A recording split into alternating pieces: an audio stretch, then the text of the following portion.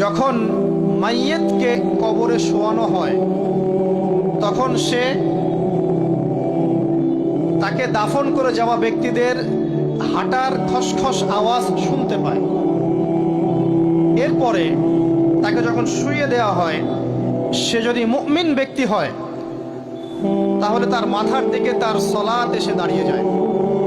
দুনিয়াতে আপনি যে নামাজগুলো পড়েছেন, আমি যে নামাজগুলো পড়ছি, এগুলো মাথার দিকে দাঁড়িয়ে যায়।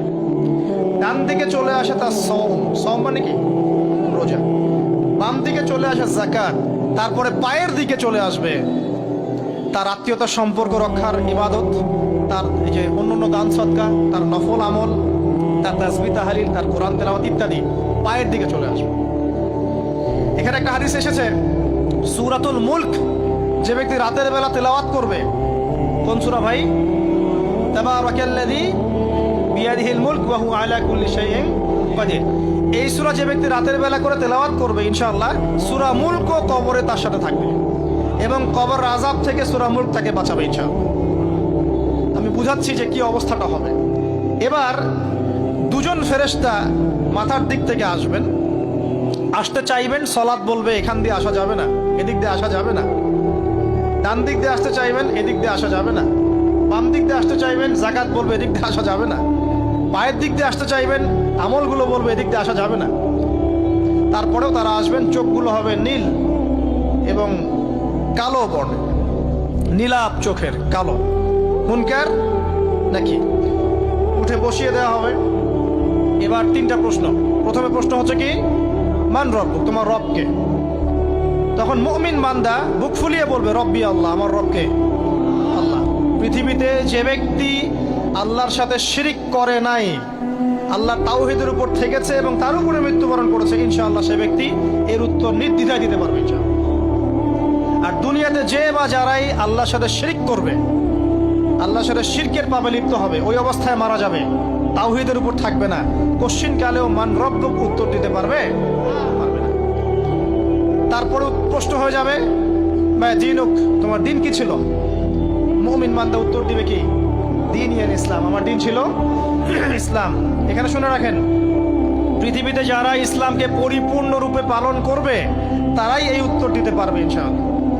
যারা ইসলামকে ঠাট্টা বিদ্রুপের হাসি তামাশার পাত্র বানিয়েছে, মন চাইলে কিছু করি, মন চাইলে কিছু করি না, সহজগুলো একটু আমল করি, বাকি কিছুর আমল ধারি না, হ্যাঁ, নামাজ পড়ি, সুদ ছাড়তে পারি না, ঠিক আছে, বছর বছর ওমরা করি, এদিকে ঘুষ দুর্নীতি ছাড়তে পারি না, ইসলামকে ঠাট্টা তামাশার পাত্র বানিয়েছে, এরা কোশ্চিন কালে উত্তর দিতে পারবে না মা দীনুক।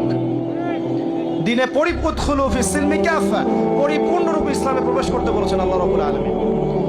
যারা পরিপূর্ণরূপে ইসলামে প্রবেশ করবে এবং ইসলামের প্রতিটা মৌলিক বিধান মেনে চলবে, ইনশাআল্লাহ তারা এর উত্তর দিতে পারবে। এরপরে আসবে তৃতীয় প্রশ্ন। নবী সাল্লাল্লাহু আলাইহি ওয়াসাল্লামকে দেখানো হবে। যখন দেখানো হবে তখন সূর্য যখন ডুবে যায়, যে দৃশ্যটা আমরা দেখতে পারি না, ওই দৃশ্যটা ভেসে উঠবে এবং মুমিন বান্দা অস্থির হয়ে যাবে, বলবে আমাকে ছেড়ে দাও, আমি নামাজ পড়বো। সুবহানাল্লাহ। তার কারণ তার কাছে মনে হবে যে আসরের ওয়াক্ত হয়ে গেছে, আসরের ওয়াক্ত হয়ে গেছে, আসরের ওয়াক্ত চলে যাচ্ছে, আমাকে নামাজ পড়তে হবে। চিন্তা করেছেন? ওই যে একটা হাদিস আছে না, যে 7 শ্রেণীর মানুষকে আল্লাহ রাব্বুল আলামিন আরশের ছায়া দিবেন। তার মধ্যে এক শ্রেণীর মানুষকে, যার অন্তর মসজিদের সাথে ঝুলে থাকে, তার মন মসজিদের সাথে ঝুলে ছিল, এই সূর্য ডুবে গেল বলে আমাকে ছেড়ে দাও, আমি নামাজ পড়তে যাব।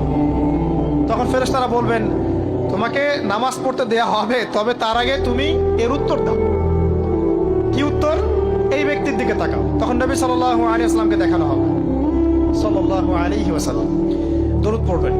বলা হবে যে এই ব্যক্তির সম্পর্কে তোমার কি ধারণা? মান হাযা রাজুলু বুইসা ফীকুম, এই ব্যক্তি কে, যাকে তোমাদের কাছে পাঠানো হয়েছিল?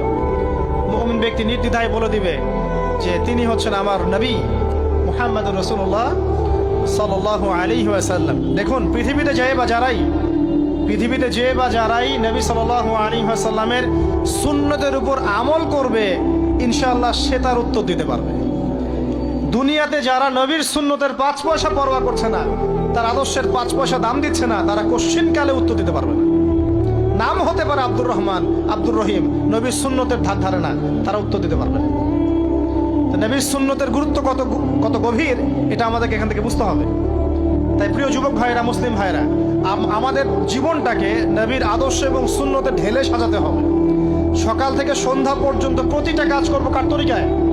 রাসূলের তরিকায়। নামাজ পড়বো তার তরিকায়, রোজা, সিয়াম, হজ, জাকাত, আমল, মুআমালাত, আখলাক সব কার তরিকায়? নবী সাল্লাল্লাহু আলাইহি ওয়াসাল্লামের তরিকা অনুযায়ী ইনশাআল্লাহ। আল্লাহ পাক তৌফিক এনায়েত করুন, আমিন। এবার ফেরেশতা দুজন জিজ্ঞাসা করবেন অবাক হয়ে, যে তুমি কিভাবে এটা জানলে? তুমি কিভাবে এই তিনটা প্রশ্নের উত্তর দিতে পারলে? কারণ বেশিরভাগ মানুষ তো উত্তর দিতে পারবে না, বেশিরভাগ মানুষই এই উত্তর দিতে পারবে না। কারণ কিয়ামতের মাঠে 1999 জন মানুষ জাহান্নামে যাবে। নাউজুবিল্লাহ। তো এটা কঠিন পরীক্ষা। আল্লাহ রাসূল সাল্লাল্লাহু আলাইহি ওয়াসাল্লাম বলেছেন যে নিশ্চয়ই তোমাদেরকে এখানে পরীক্ষায় ফেলা হবে, আর তোমরা যদি এই পরীক্ষা জেনে তোমাদের মৃতদেরকে দাফন করা থেকে বিরত না থাকতে, তাহলে আমি তোমাদেরকে শুনিয়ে দিতাম কবরে কেমন পরীক্ষা হয়। মানে যদি আমরা শুনতে পারতাম যে কবরে কেমন পরীক্ষা হয়, আমরা ভয়ে আমাদের মৃতদেরকে দাফন পর্যন্ত করতাম না। এটা নবীজি বলছেন সাল্লাল্লাহু আলাইহি ওয়াসাল্লাম। তাকে জিজ্ঞাসা করা হবে যে তুমি কিভাবে জানলে এটা? বেশিরভাগ মানুষ তো পারে না উত্তর দিতে। তখন সেই ব্যক্তি বলে বসবে, সেই ব্যক্তি বলবে যে করাতু কিতাব আল্লাহ, আমি আল্লাহর কিতাব এই কোরআন পড়েছি। মুমিন বলবে আমি আল্লাহর কোরআন পড়েছি, ফাআমানতু বিহি, আমি এর উপর ঈমান এনেছিলাম, ওয়া সাদ্দাকতু, এবং সত্যায়ন করেছিলাম। সুবহানাল্লাহ। অতএব দুনিয়াতে যারা দ্বীনের জ্ঞান অর্জন করছে না, কোরআন পড়ছে না, হাদিস পড়ছে না, পড়াশোনার চেষ্টা করছে না, জানার চেষ্টা করছে না, কবরে পার পাওয়া ডিফিকাল্ট আছে। এটা একটা অন্যতম প্রশ্ন। আমরা কিন্তু মনে করি তিনটা প্রশ্ন হচ্ছে, আসলে প্রশ্ন হচ্ছে কয়টা? 4টা। তিনটার পরে আরো একটা এক্সট্রা। কিভাবে জানলে? তখন উত্তর দিচ্ছে আমি আল্লাহর কিতাব পড়েছি, ঈমান এনেছি,